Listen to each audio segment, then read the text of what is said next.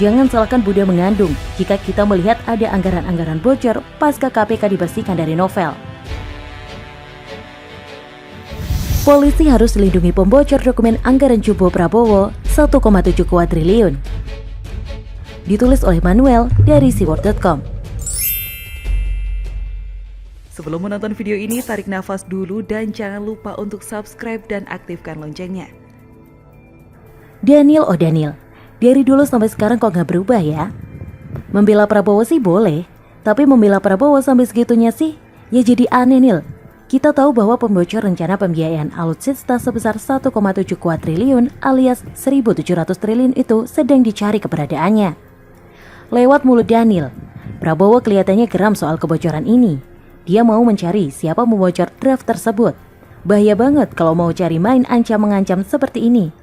Seharusnya kalau mau dicari pembocornya, ya dicari bukan untuk diproses hukum, tapi diberikan hadiah. Kenapa diberikan hadiah dan medali?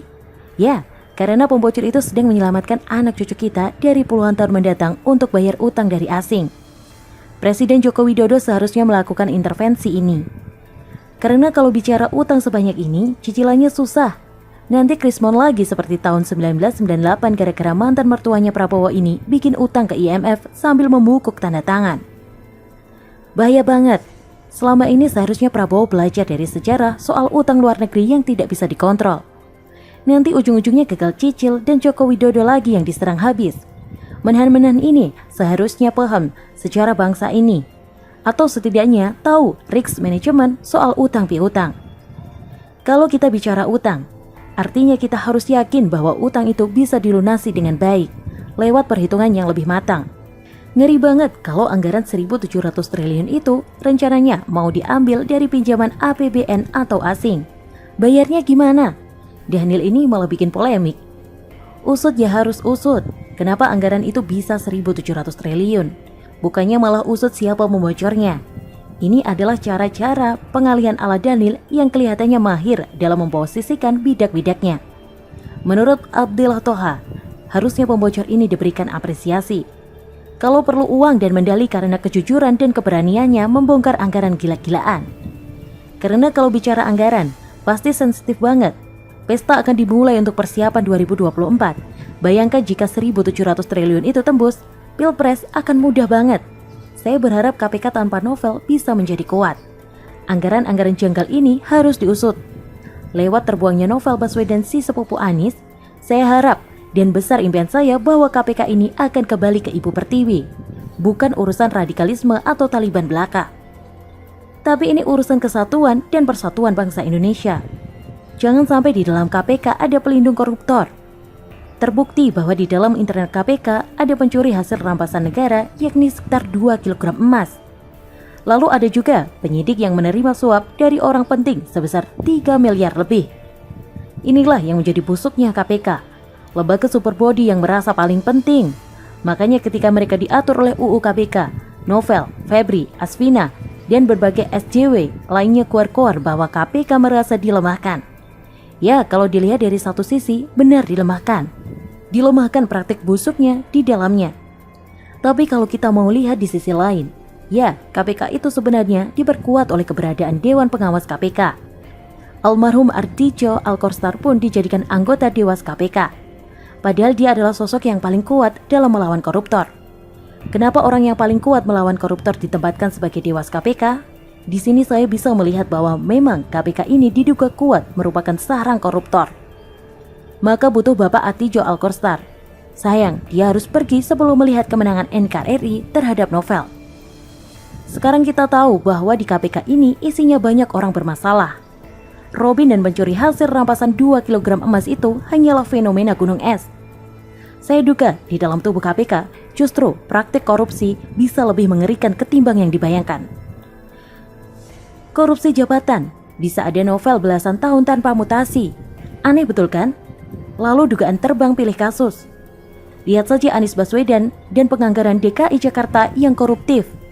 Lihat lagi Prabowo Subianto, anggaran 1.700 triliun yang terbongkar pasca novel Baswedan didebak. Jelas ya, jangan salahkan Buddha mengandung jika kita melihat ada anggaran-anggaran bocor pasca KPK dibersihkan dari novel. Ini lampu hijau untuk para nasionalis di KPK. membuktikan bahwa KPK masih layak dipertahankan. Lewat apa? Lewat pengusutan kasus Anies dan Prabowo tentunya. Pembocor anggaran sudah dikasih karpet merah. Jangan sia-siakan pengorbanannya, karena kita tidak akan pernah tahu nasib pembocor itu. Ketika Dhanil bilang mau mengusut pembocornya yang jujur itu, apalagi kalau dia ada di bawah Kemenhan, semoga dia baik-baik saja. Mungkin video selanjutnya menarik untuk kalian tonton. Ingin tahu lebih menarik? Yuk simak video selanjutnya. Sebagus apapun mereka, tetap saja sebagai kader atau petugas partai harus tunduk dan nurut apa kehendak sang ketua umum mereka.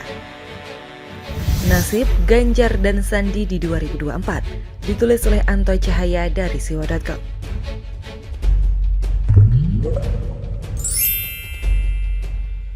Sebelum menonton video ini, tarik nafas dulu dan jangan lupa untuk subscribe dan aktifkan loncengnya. Membicarakan dua tokoh yang masih terbilang muda ini cukup menarik. Ganjar Pranowo 52 tahun dan Sandiaga Uno 51 tahun. Keduanya memiliki elektabilitas yang sangat baik di setiap survei. Ganjar Pranowo selalu masuk bursa capres yang memiliki elektabilitas tinggi, ARSC 20%. Sedangkan Sandiaga Uno juga tidak terlalu buruk. Elektabilitasnya sebagai capres bisa sentuh angka average 7% sampai 8%. Bahkan survei dari ARSC khusus Menteri di Kabinet Maju, posisi teratas ditempati oleh Sandiaga Uno dengan perolehan 25,26%. Artinya ini mengalahkan Prabowo Subianto, Tri Risma hari ini, Erlangga Hartanto, dan yang lainnya. Tapi ibarat seorang pemain sepak bola, keduanya telah membuktikan memiliki skill yang baik dan juga mendapat sanjungan dari para supporter atau fans. Akan tetapi keduanya bukan pemain inti, hanya pemain cadangan yang sewaktu-waktu saja diberi kepercayaan sang pelatih dengan catatan jika ada pemain inti yang benar-benar tak dapat tampil karena cedera fatal. Faktanya baik Ganjar Pranowo maupun Sandiaga Uno bukanlah orang yang memiliki keputusan mutlak di partai mereka masing-masing. Sebagus apapun mereka, tetap saja sebagai kader atau petugas partai harus tunduk dan nurut apa kehendak sang ketua umum mereka. Contoh tokoh yang memiliki wewenang mutlak dalam partai seperti Megawati Soekarno Putri di PDIP dan Prabowo Subianto di Partai Gerindra. Kedua partai memiliki sistem komando yang sama. Merekalah contoh tokoh yang dapat menentukan arah kapal hendak kemana. Termasuk soal kader yang bakal dicalonkan sebagai calon presiden atau calon wakil presiden. Nah, kebetulan Ganjar dan Sandiaga adalah dua orang tokoh yang sinarnya cukup terang di partai mereka masing-masing, tapi bukan orang yang memiliki kewenangan penuh dalam menentukan arah kapal. Memang terlihat dilematis sebagai organisasi besar macam PDIP dan Gerindra ini tentu berharap melahirkan kader-kader yang terbaik dan mumpuni sebagai bagian dari visi dan misi partai. Tapi di lain pihak dapat terbentur oleh kepentingan internal partai dan mengabaikan suara para konstituen di luar sana. Tak dapat dipungkiri menjadi orang nomor 1 atau nomor 2 di negeri ini adalah impian para tokoh atau para elit politik. Tercatat di buku sejarah bangsa Indonesia sampai kapanpun dan berkesempatan membangun dinasti seperti para mantan. Dan yang menarik ada banyak para pendukung yang mendirikan orgawan, mendukung, mempromokan, menjagokan, mewacanakan pasangan Ganjar Pranowo dan Sandiaga Uno sebagai bakal calon presiden dan bakal calon wakil presiden di tahun 2024. Mereka para relawan ini memberikan alasan bahwa keduanya mempresentasikan pasangan yang sangat ideal untuk Indonesia hebat di masa yang akan datang. Perpaduan dari pasangan yang nasionalis, religius, dan milenial. Bagi saya, wacana pasangan keduanya sangat kecil kemungkinan terwujud, kendati tidak menutup mata bahwa kesempatan celah selalu ada. Akan ada kemungkinan dibalik ketidakmungkinan. Tapi kembali harus melihat fakta seperti yang saya paparkan sebelumnya, bahwa mereka bukan orang yang memiliki kewenangan mutlak. Kecuali kalau tokoh seperti Ganjar Pranowo ini, elektabilitasnya bisa seperti Jokowi saat tahun 2014 yang bisa tembus di angka 40%. Berkaca di tahun 2014 saat itu Jokowi terbilang moncer, tapi apakah oleh Megawati langsung diberi mandat? Tidak. Tak kurang dari para pengamat dan bahkan rakyat sampai melakukan demo-demo simpatik di kota-kota mereka untuk memohon kepada Megawati memberikan mandat kepada Jokowi. Dan ini seharusnya juga dapat dilakukan oleh para relawan, belajar dari tahun 2014. Bagaimana menaikkan elektabilitas keduanya jika ingin dilirik oleh Kingmaker? Tidak mudah memang, tapi masih ada banyak waktu hingga 2024 untuk melakukannya. Sehingga nasib Ganjar Pranowo dan Sandiaga Uno ini bisa jadi hanya akan menjadi penonton. Hanya saja bedanya mereka penonton yang duduk di kursi VVIP. Suara mereka masih bisa terdengar oleh para pemain inti yang sedang berlaga. Tapi bagaimana jika dilirik partai lain? Ini pun sangat kecil kemungkinan terjadi. Ganjar Pranowo dan Sandiaga Uno tentu tidak mau dicap sebagai pengkhianat partai. Terlalu mahal harga yang harus dibayar. Usia mereka masih muda, karir masih cukup panjang. Masih dapat kesempatan bersaing di 2029 atau 2034. Terlebih seorang Ganjar Pranowo, dia sadar hanya seorang petugas partai. Jika berani membangkang, nasibnya akan dirustri-ningsihkan.